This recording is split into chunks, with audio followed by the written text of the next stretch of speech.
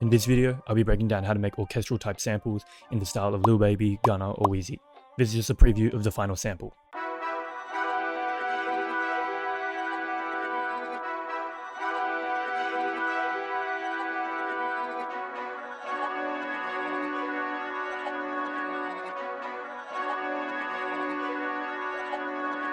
So I started off with these staccato strings from BBC Symphony Orchestra.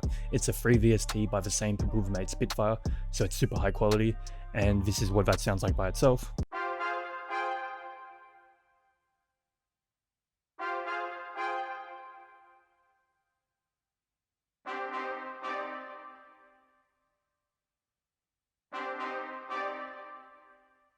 And then for the second sound, I wanted more of a sustained brass type instrument. So I use the same VST and the same preset, but instead of the staccato, I use the sustained, and this is just what that sounds like.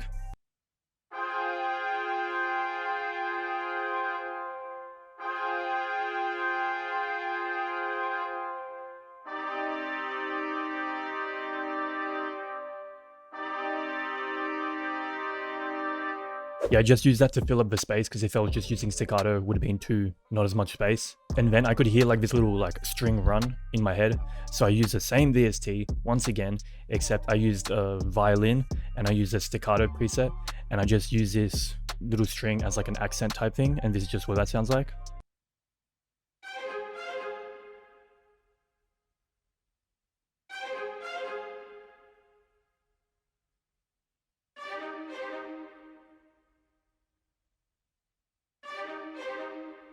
And for that, I just changed the grid to like 1/3 or 1/6 step, just so I could get that triplet feel. And then at that point, I thought I was pretty much done, but I just wanted one more texture / sound to fill up the space.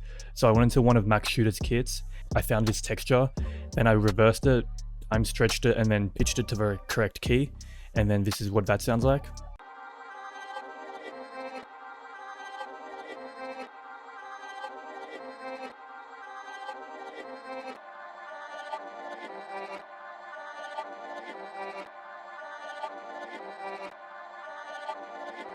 I reckon it fits so well because it fills the space where all the instruments aren't playing, because it's reversed, so it goes towards the end of the bar or something. I don't know, it makes sense in my head. But anyway, for the effects, I just routed them all onto one mixer track, and I put a Goodhertz Volve compressor with the 2-bus glue parallel preset. Then I added a cassette with the Tascam preset, just to add a bit of texture, I guess you could say.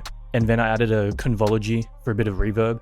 And the reason I routed them all to the bus, to one bus, is that when you add the same effects to all the instruments, it makes it sound more cohesive and glued together, rather than adding one reverb here, a different type of reverb there, one type of RC20 here to another different type of RC20. Unless that's the style you're going for, cool, go crazy. But for me, I just wanted to sound like it was all cohesive, all one sample. So that's why I did it, and you should try implement that in your samples too. Then if you've been following the channel for a while, you know what I'm about to say.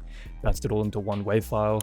I think I pitched it down one semitone, and I added the same effects that you've seen in all of my videos pretty much. Just a J37 to add more of a vintage type texture, a sidechain from Gross Beat. You can't really hear it because it's down 24%. Midside matrix to make it sound more mono, because everything sounded super wide. Kramer tape stereo, once again, to add a bit of texture and vintageness, I guess you could say. I added Sue with the balance to the Grammy Awards preset, just to clean up any harsh frequencies or anything. And then just an EQ to cut out some of the super lows. And if you haven't copped my Dimensions Analog Lab Bank, it'll be the first link in the description. There's 50 multi-sound presets for only $20. So go grab it now and elevate your samples. But anyway, let's listen to the final beat. Let me know what you guys are trying to see for future videos, and yeah, peace.